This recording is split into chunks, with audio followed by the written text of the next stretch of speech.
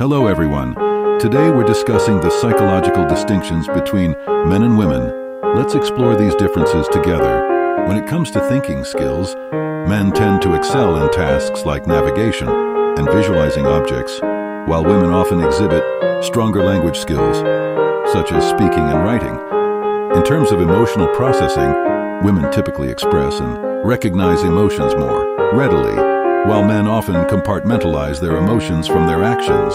Regarding communication styles, women often use conversation to build relationships and share feelings, using more words, while men are more likely to communicate, to share information or solve problems in a more direct manner. When it comes to handling stress, women often seek support from others and nurture those around them. When stressed, influenced by the hormone oxytocin, while men might choose to take action or withdraw driven by adrenaline and cortisol.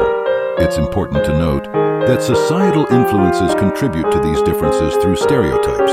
However, by breaking these stereotypes, we can all be our true selves. In conclusion, understanding these distinctions can lead to improved communication and stronger relationships. Thanks for tuning in. Don't forget to like, comment, and subscribe for more insightful content.